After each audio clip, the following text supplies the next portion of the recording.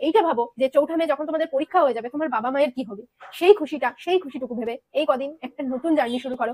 শেষ 2 মাস একটা milestone. Hello everyone, আমি প্রিয়দর্শিনী চ্যাটার্জি, আরজিকর মেডিকেল কলেজে second year MBBS student, and welcome back to my channel. ভিডিওটা শুরু করার আগে ভাবলাম একটা কথা তোমাদের সাথে শেয়ার করি, আর তারপরে ভিডিওটার মেন টপিকে খুব তাড়াতাড়ি আসছি।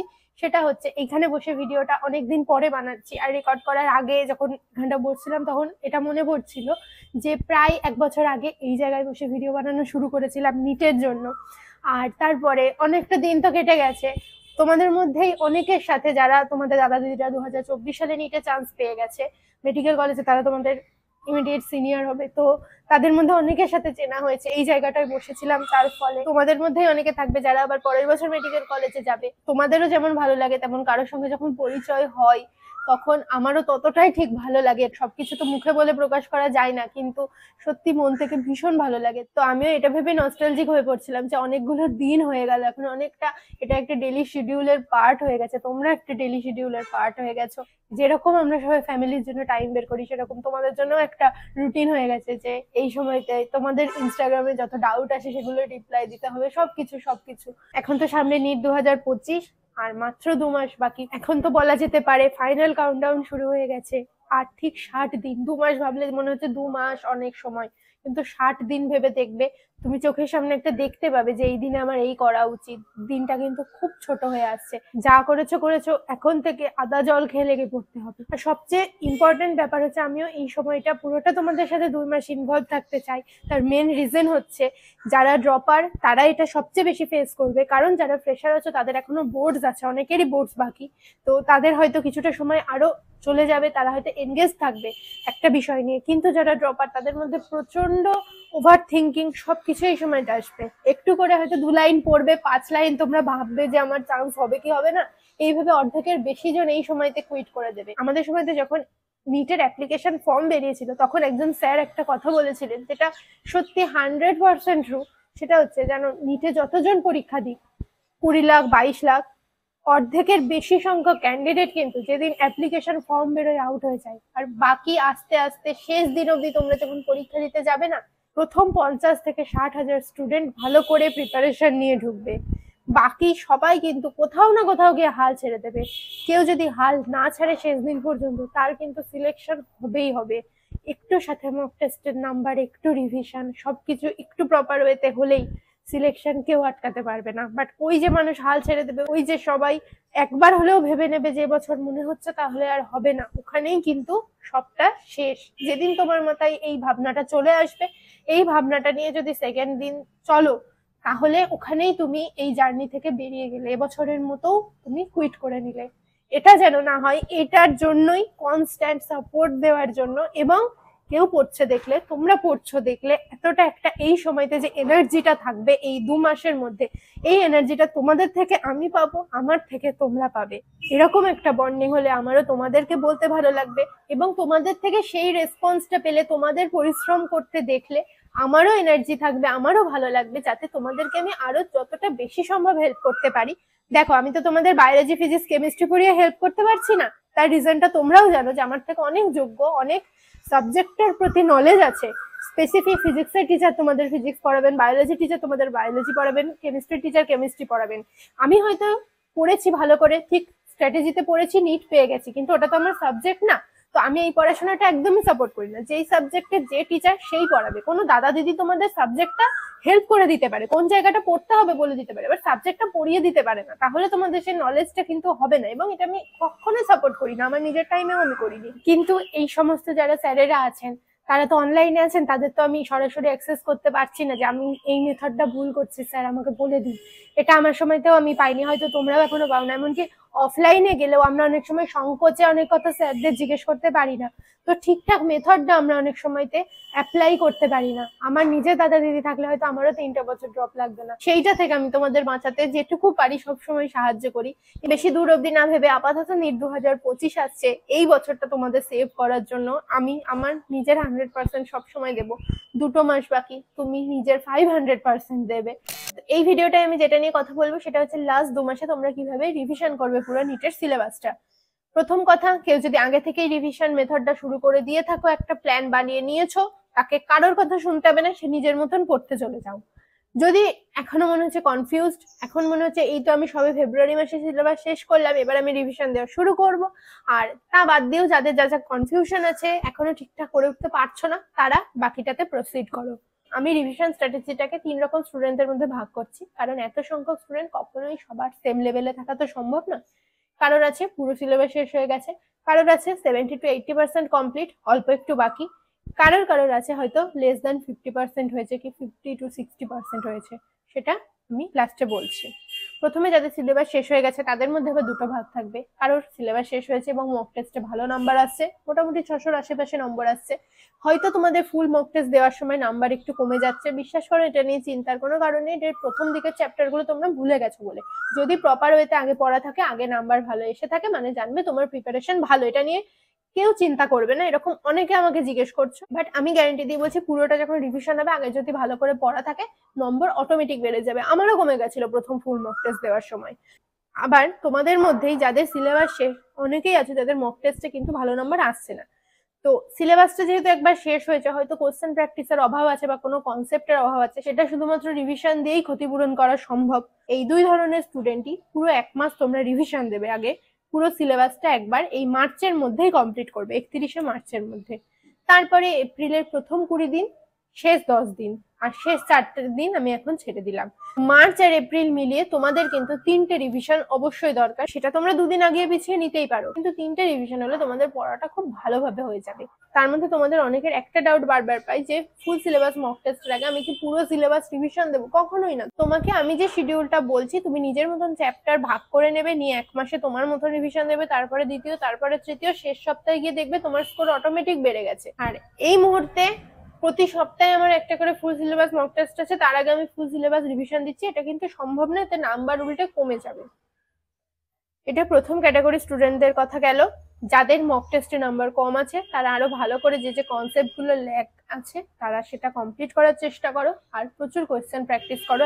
এই সময়টা দাঁড়িয়ে কোনো নতুন বই আমি হঠাৎ করে কিনে নিয়ে আবার শুরু করছি, একদম না।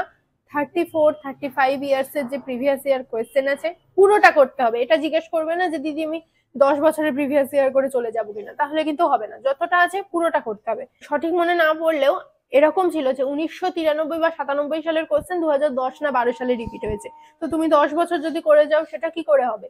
বিশেষ করে ফিজিক্স কেমিস্ট্রিতে ওই 36 ইয়ারের মধ্যে থেকেই ওই রিলেটেডই ঘুরিয়ে ফিরিয়ে কোয়েশ্চেন দেবে। ওটা যদি তোমরা 5 বার প্র্যাকটিস করো, সেটা অনেক বেশি ফ্রুটফুল হবে। কেমিস্ট্রির জন্য এনসিইআরটি এক্সাম্পলার যতবার ইচ্ছা করো, সেখান থেকে কোয়েশ্চেন আসে। প্রিভিয়াস ইয়ারের বাইরে কেমিস্ট্রিতে যেটুকু কোয়েশ্চেন আসে, সেটা ওই এনসিইআরটি এক্সাম্পলার থেকে আসে। বায়োলজি যে কোনো এনসিইআরটি রিলেটেড বই, বা এই সময়তে তোমরা নতুন বই না কিনে যত মক পেপার টেলিগ্রামে ফ্রিতে পাওয়া যায়, সেগুলো ডাউনলোড করে তোমরা টাইম বাউন্ড ওয়েতে একসাথে 3 ঘন্টার মক দিতে বলছি না, একটু সময় পেলে একটু ফিজিক্স সলভ করে নিলে আধ ঘন্টা। অনেক সময় আছে আমরা বসে বসে মোবাইল স্ক্রোল করে কাটিয়ে দিই, সেই সময়টা করো। এবার আসছি সেকেন্ড ক্যাটাগরি স্টুডেন্ট, যাদের 70 to 80% কমপ্লিট হয়ে গেছে, অল্প হয়তো ফিজিক্সের 3-4টে চ্যাপ্টার বাকি, কেমিস্ট্রি 3-4টে, বায়োলজি 3-4টে, এইরকম। দেখো, তোমাদের যদি মনে হয় একদম কম সংখ্যক চ্যাপ্টার বাকি আছে, খুব একটা আমার চাপ লাগছে না সেটা নিয়ে, তোমরাও এর আগের ক্যাটাগরি স্টুডেন্টদের মতো সেম মেথডে রিভিশন দিতে শুরু করে দাও। আর তোমার যদি মনে হয় আমি নেক্সট আর একটা সপ্তাহ সময় নিয়ে যেটুকু বাকি আছে সেটুকু আগে শেষ করে দিই, সেটাও তোমরা করতে পারো। যদি মনে হচ্ছে 20-25টা চ্যাপ্টার বাকি, অবশ্যই তোমরা পুরো চ্যাপ্টারটা মার্চ মাসের মধ্যে ভালো করে শেষ করে নাও, কারণ প্রত্যেকটা চ্যাপ্টার সমান গুরুত্বপূর্ণ। শেষ দিকের চ্যাপ্টার গুলো কিন্তু বেশি গুরুত্বপূর্ণ এবং তুলনামূলকভাবে কিন্তু বেশি কঠিন। স্টুডেন্টদের একটু বেশি ভয় লাগার টেন্ডেন্সি থাকে, তো ওই চ্যাপ্টারগুলো একদম নেগলেক্ট করো না। ম্যাক্সিমাম মার্চ মাসের মধ্যে তোমরা শেষ করে ফেলার চেষ্টা করো। পারলে প্রথম 3টে সপ্তাহের মধ্যে করে নাও, তারপরে যে দিনটা রিভিশনের পাবে যথেষ্ট। আমিও এমন না যে রিভিশনের জন্য 2 মাস সময় পেয়েছিলাম, পরীক্ষার অল্প কিছুদিন আগে আমার সিলেবাস শেষ হয়েছিল লাস্ট ইয়ারে। তার কারণ আমার মনে হয়েছিল যে আমি যদি আগে চ্যাপ্টারটা শেষ করে নিয়ে রিভিশন দিই, যেহেতু আমি আগে যখন পড়েছিলাম খুব ভালো করে পড়ে রেখেছিলাম, এমন না যে আমি কোনো ফাঁকি মেরে পড়েছিলাম, তো আমার মনে হয়েছিল যে চ্যাপ্টারটা শেষ হলে একটা বার্ডেন আমার থেকে নেমে যাবে, আর তার ফলে আমি ফ্রি মাইন্ডে রিভিশনটা দেওয়া শুরু করতে পারবো। তখন খুব চাপ পড়ে গেছিল, তবুও আমি এই মেথডটা করেছিলাম। তোমার যদি মনে হয় যে তুমি দুটো একসঙ্গে টানতে পারবে, তুমি সেটা করতেই পারো। আর যদি তোমার আগে ধরো, যখন তুমি নিউটনস লজ অফ মোশন চ্যাপ্টারটা শুনতে ইজি লাগে, চ্যাপ্টারটা থেকে যথেষ্ট ঘুরিয়ে কোশ্চেন আসে, তো এই ধরনের চ্যাপ্টার গুলো তোমার যদি মনে হয় আমার কিছু গ্যাপ আছে, তখনও আমি পড়েছি কিন্তু অল্প অল্প উপরে পড়েছি, কিছু জিনিস বাদ থেকে গেছে, কিছু ফাঁকি মেরেছি, সেগুলো যদি মনে হয় এখন থেকে সাইমালটেনিয়াসলি রিভিশন দেওয়া শুরু করে দাও। দিনে একবেলা হয়তো তোমরা রিভিশন দিলে, একবেলা নতুনটা পড়লে, এবং নতুনটা সকালবেলা উঠে প্রথমে পড়বে, রিভিশনের কাজ সন্ধ্যাবেলার দিকে পড়বে। এবং তোমাদের সবাইকে কিন্তু মক টেস্ট দিতেই হবে। যার প্রিপারেশন মনে হচ্ছে খুব ভালো সে একদিন অন্তর দিতে পারো, যার প্রিপারেশন মনে হচ্ছে অতটা ভালো না, হয়তো কেউ আছো যারা নাম্বার 560-70 গিয়ে আটকে যাচ্ছে, মক টেস্ট কখন দেবে না রিভিশন দেবে বুঝতে পারছো না, বেশি রিভিশন দাও, কম মক টেস্ট দাও, বেশি ফ্রুটফুল হবে। আমি নিজে করেছি, কনফিডেন্স নিয়ে বলছি। তবে হ্যাঁ, কোশ্চেন প্র্যাকটিস করতেই হবে। ফ্রি টাইমে যখন সময় পাবে একটুখানি বসে সলভ করে নিলে এটা কিন্তু করতে হবে। আমি কিন্তু কখনোই কোশ্চেন প্র্যাকটিস স্কিপ করতে বলছি না, আমি জাস্ট বলছি দিনে 3-4 ঘন্টা প্রতিদিন যদি কেউ মক টেস্ট দেয় তাহলে তার অনেকটা সময় সেখানে চলে যায়, তার ফলে সে রিভিশন দেওয়ার টাইমটা পায় না। এর জন্য বলছি যার একটু কনফিডেন্সের অভাব মনে হচ্ছে সে বেশি করে রিভিশনটা দাও, মক টেস্ট 3-4 দিন 5 দিন পরে দাও, কোনো প্রবলেম নেই। এবার আসছি লাস্ট ক্যাটাগরিতে। আমি জানি এই ক্যাটাগরিতে অনেক সংখ্যক স্টুডেন্ট থাকবে যারা এতদিন যে কোনো রিজন ছিল, যা কিছু হতে পারে, কেউ ফাঁকি মেরেছো, নিজের রিয়েলিটিটা সততার সঙ্গে অ্যাকসেপ্ট করো, করে নিজের বেস্ট দাও। হয়তো তোমাদের 50%-এর আশেপাশে সিলেবাস শেষ হয়েছে, হয়তো তোমাদের ঠিক করে কোয়েশ্চেন প্র্যাকটিস করা হয়নি, ওপর জাস্ট সিলেবাসটা শেষ হওয়া আছে, কিংবা কিছু চ্যাপ্টার বাকি আছে, এবং অনেকে আছো যারা পাজেলড হয়ে যাচ্ছ, বুঝতেই পারছো না কি করবে, যার মনে হচ্ছে আমার অনেকটা বাকি, আমি আর কিছুই করতে পারবো না। দেখো, ফ্রেশার হলে পরের বছর তার কাছে ভালোভাবে সুযোগ আছে, তার কোনো অসুবিধা হবে না, কিন্তু যে ড্রপার তার কাছে আবার ড্রপ দেওয়া ছাড়া আর কোনো গতি থাকবে না। ফেক ওভার কনফিডেন্স কিন্তু আন্ডার কনফিডেন্স হয়ে হাল ছেড়ে দেওয়ার থেকে বেটার। তুমি ধরে নাও তুমি চান্স পাবে, না পেলে কি হবে পরে ভাবা যাবে।